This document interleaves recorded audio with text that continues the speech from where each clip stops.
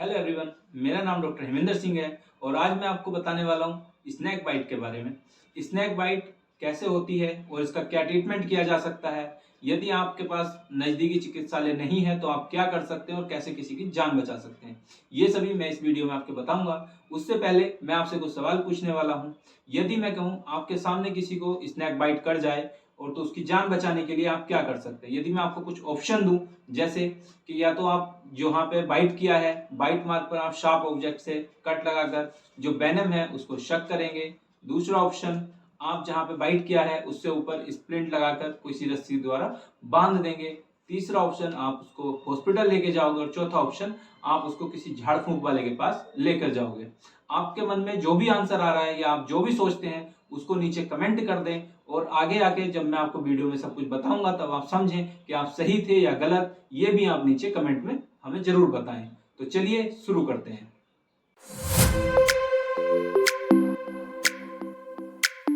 Basically India के अंदर more than 300 species snack की पाई जाती हैं, लेकिन सबसे ज्यादा डेथ 4 तरह के स्नैक के काटने से होती है।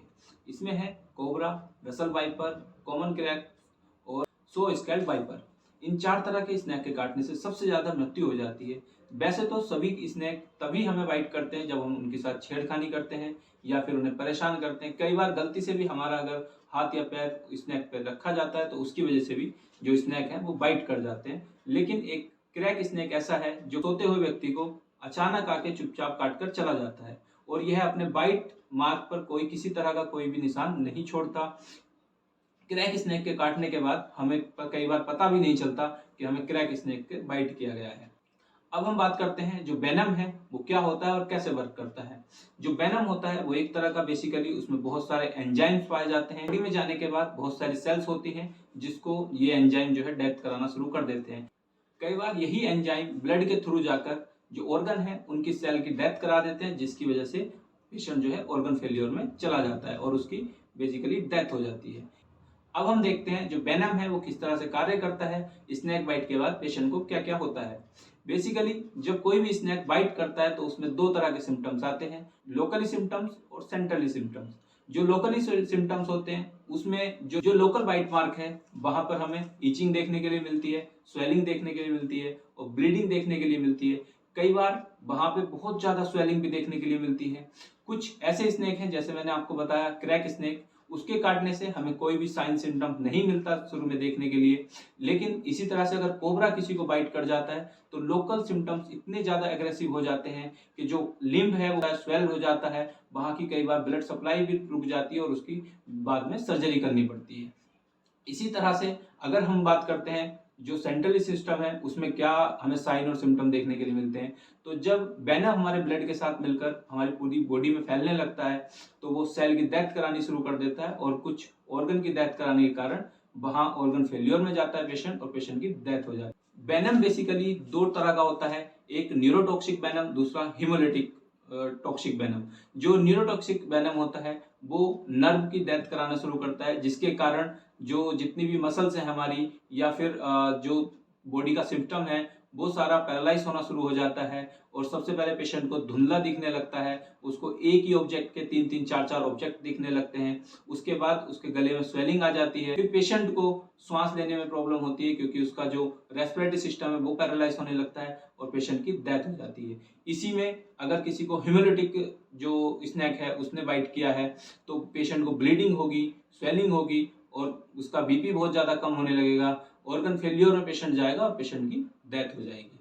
अब हम बात कर लेते हैं स्नैक बाइट से बचने के लिए हमें क्या करना चाहिए और कैसे करना चाहिए। तो स्नैक बाइट अगर किसी को आपके सामने हुई है तो सबसे पहले हमें जो पेशेंट है उसको एमोबाइल कर देना है, उसको लेटा देना है, उसकी चलना फिरना उसका बिल्कुल बंद कर देना है।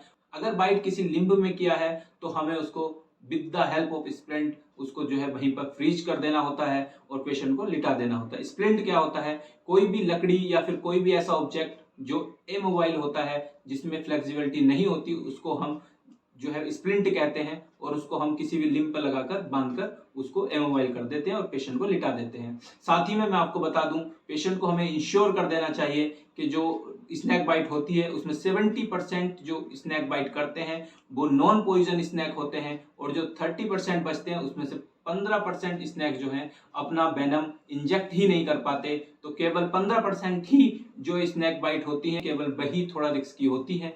85% जो स्नैक बाइट होती हैं वो उनसे कोई हमें खतरा नहीं होता। ये सबसे पहले मरीज को समझ लेना चाहिए। उसके बाद जितनी जल्दी हो सकता है हमें जो है पेशेंट को हॉस्पिटल लेके पहुंचना चाहिए। हॉस्पिटल में जितनी जल्दी आप पहुंचेंगे वहां के डॉक्टर आपको ASB देंगे, एंटी स्नैक वेनम जो है इंजेक्ट करेंगे बॉडी में, जिससे स्नैक का जो वेनम आया है बॉडी में उसका असर धीरे धीरे कम होना शुरू हो जाए।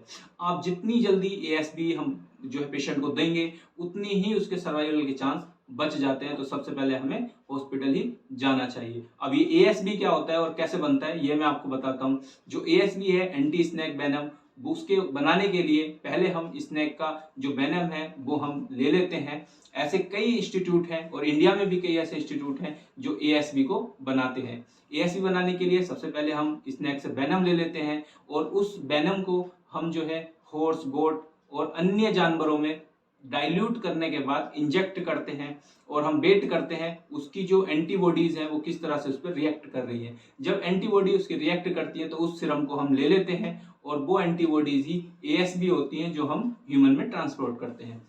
जब हम ASB लगाते हैं तो वो एंटीबॉडी जो स्नैक का वेनम है उसके साथ एक बॉन्ड बनाती हैं और बॉन्ड बनाने के बाद उसको बॉडी से बाहर कर देती हैं। तो इसमें सबसे ज्यादा इंपॉर्टेंट है कि आप पेशेंट को कितनी देर में हॉस्पिटल लेके आए हैं। आप जितनी जल्दी हॉस्पिटल लाएंगे उतनी जल्दी उसको ASB दिया जाएगा और जितनी जल्दी ASB दिया जाएगा उसके सर्वाइवल के चांस उतने ही ज्यादा है। और यदि हम हॉस्पिटल ले जाने में पेशेंट को लेट हो जाते हैं और जो पेशेंट को है वो सिम्टम्स आने शुरू हो गए हैं तो हम सिम्टम्स के हिसाब से ट्रीटमेंट देते हैं। यदि किसी पेशेंट को न्यूरोटॉक्सिक स्नैक ने बाइट किया है तो उसको जो सिम्टम्स आएंगे वो पैरालिसिस वाले आएंगे।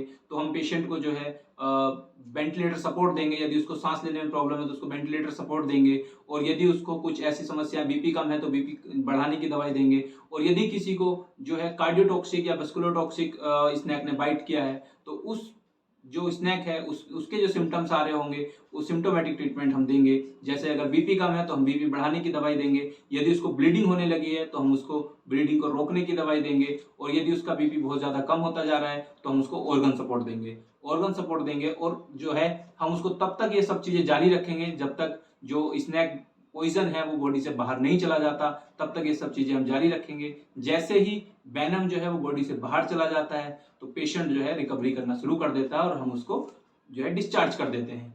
अब हम देख लेते हैं सबसे ज्यादा स्नैक बाइट का खतरा किसको होता है। तो सबसे ज्यादा स्नैक बाइट का खतरा उन लोगों को होता है जो एक्सपोजर एरिया में रहते हैं, जैसे कंस्ट्रक्शन वर्कर, फार्मर और ट्रैकिंग करने वाले लोग।